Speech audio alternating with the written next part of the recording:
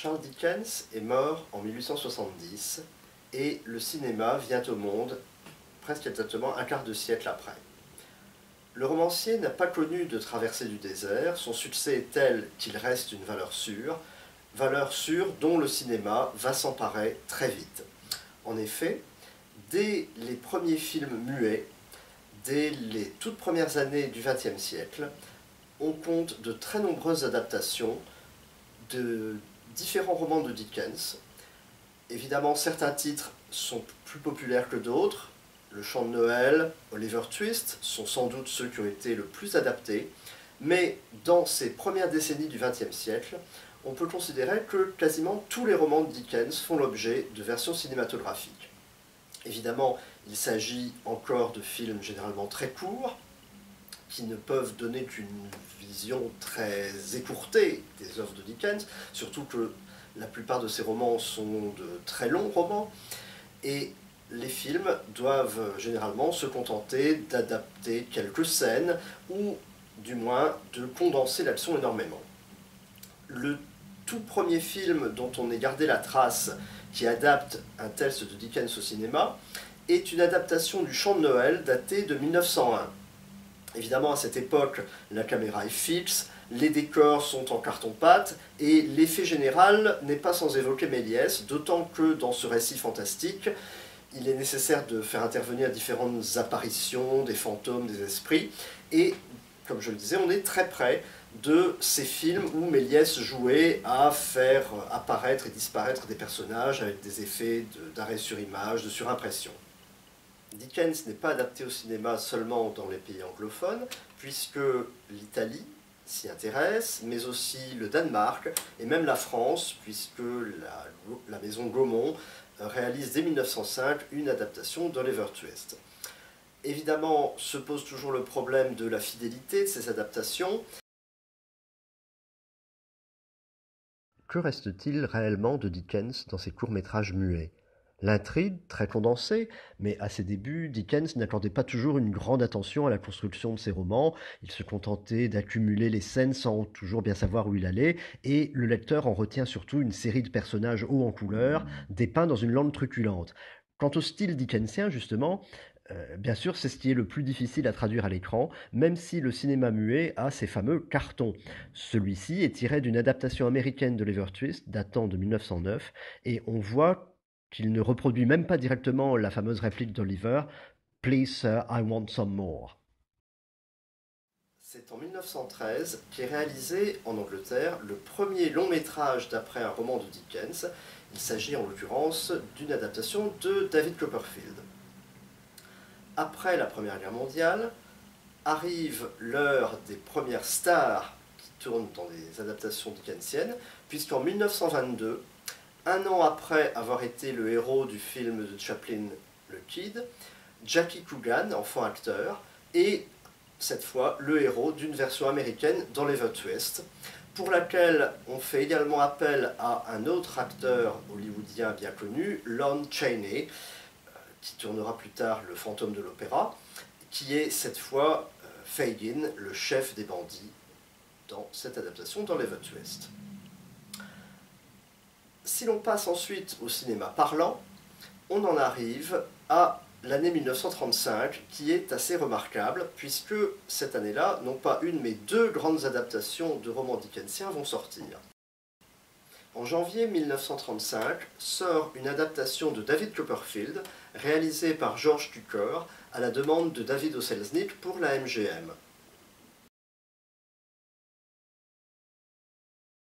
Le personnage principal du David Copperfield de la MGM n'est pas le rôle-titre, mais bien Monsieur Micawber, magistralement incarné par W.C. Fields. Le rôle avait d'abord été destiné à l'acteur britannique Charles Laughton, mais lorsque celui-ci visionna les premières scènes qu'il avait tournées, il décida que, malgré la fausse calvitie dont on l'avait affublé, il n'avait pas du tout le physique de l'emploi et qu'il ressemblait plutôt à un bourreau d'enfant. Dans la distribution, on remarque notamment la présence d'Edna May Oliver, parfaite tante Betsy, après avoir été quelques mois auparavant Miss Pross dans Le Comte de Deville de la MGM également. Ce film est un grand succès, et à l'autre bout de l'année 1935, la MGM toujours propose une autre adaptation d'un roman de Dickens qui se déroule à l'époque de la Révolution en France et en Angleterre, Un conte de deux villes.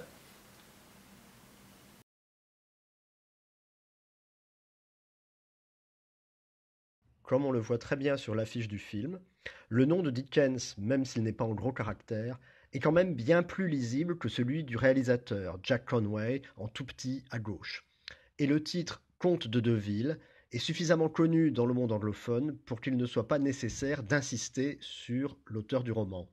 En revanche, le nom de l'acteur principal s'impose immédiatement au regard, l'image associant l'intrigue sentimentale, avec le visage de Ronald Colman accolé à celui de l'héroïne, interprétée par Elizabeth Allen, qui incarnait d'ailleurs la mère de David dans David Copperfield quelques mois auparavant, donc ces deux visages, et les scènes de violence perpétrées par la foule révolutionnaire, puisque le roman se déroule à Londres et à Paris entre 1789 et 1793. En 1938, la MGM tente à nouveau de renouer avec le succès de David Copperfield avec une adaptation du Conte de Noël qui n'aura malgré tout pas le succès espéré. Après la Seconde Guerre mondiale, l'Angleterre reprend le flambeau. Vers le milieu des années 40, dans la deuxième moitié des années 1940, David Lean réalise successivement deux grandes adaptations dickensiennes. D'abord Grandes Espérances, et ensuite Oliver Twist, deux films réalisés dans un noir et blanc somptueux.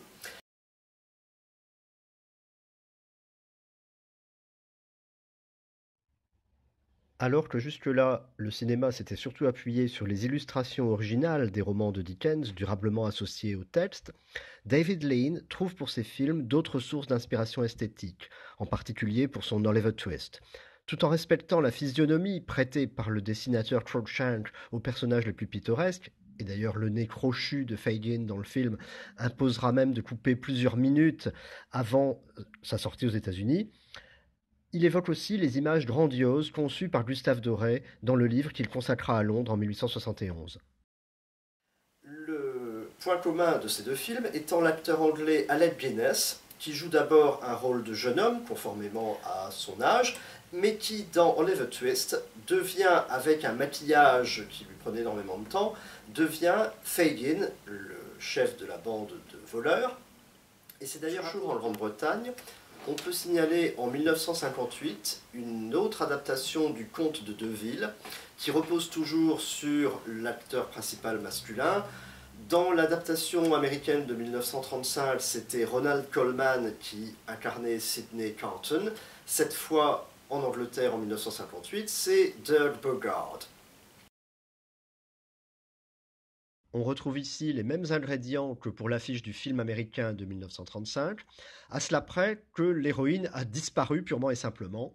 Le visage de Dirk Bogarde domine littéralement l'image, avec à l'arrière-plan tout ce qui résume la Révolution française dans l'imaginaire collectif. La Bastille, une charrette de condamnés, la guillotine, et surtout quelques visages terrorisés ou grimaçants.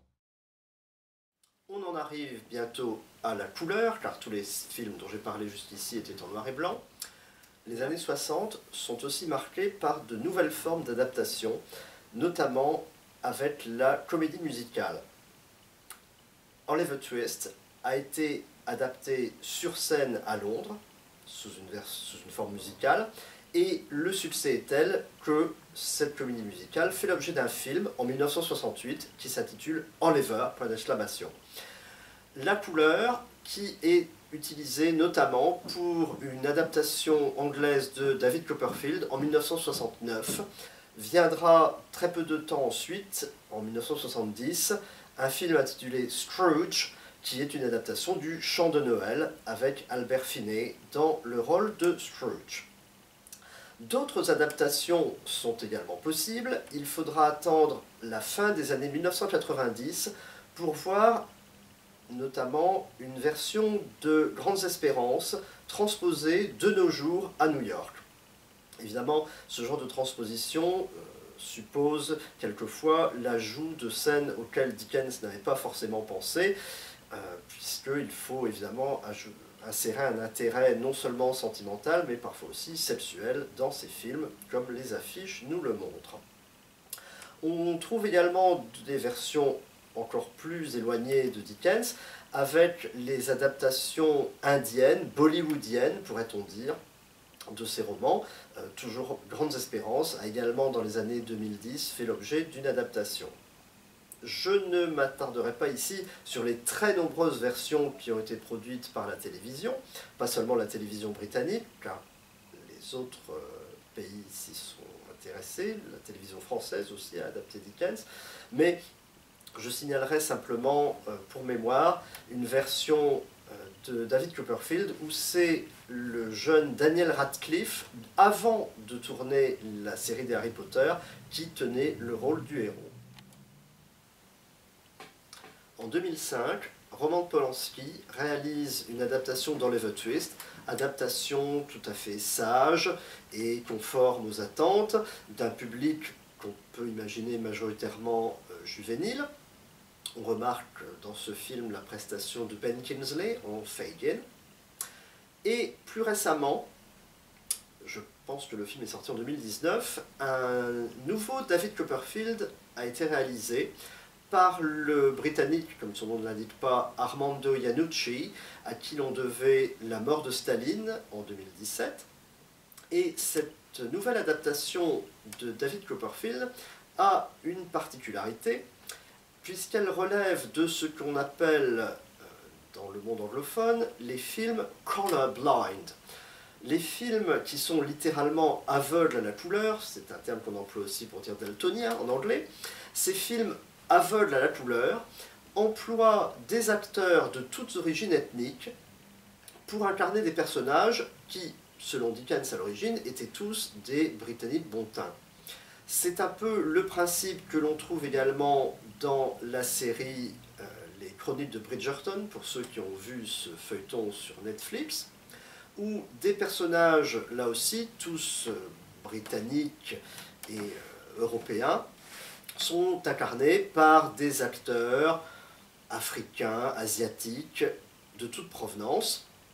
Et c'est un peu une manière d'avoir le beurre et l'argent du beurre, puisque c'est un film qui se déroule à l'époque de Dickens. C'est donc un film historique, peut-on dire, un film à costume, un film à crinoline pour les dames. Mais d'un autre côté, on a la proximité avec le public qu'on aurait dans une adaptation qui transposerait l'œuvre de nos jours, puisque la distribution est internationale et même multiethnique.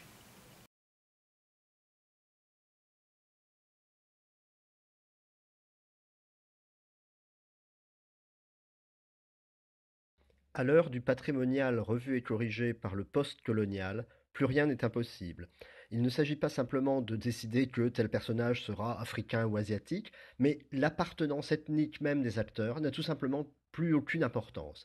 David Copperfield est incarné par l'acteur Dev Patel, et peu importe que ses parents dans le film ne soient pas du tout indiens, eux.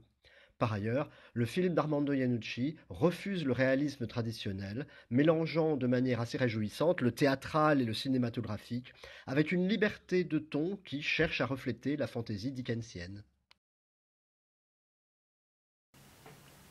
Dans un texte célèbre, le réalisateur russe Sergei Eisenstein expliquait que Dickens était un des maîtres du montage et qu'à ce titre, il était l'un des précurseurs du cinéma muet. Même si nous ne sommes plus tout à fait à la même époque, comme le prouve le cas du David Copperfield de 2019, Charles Dickens reste une source d'inspiration pour le cinéma.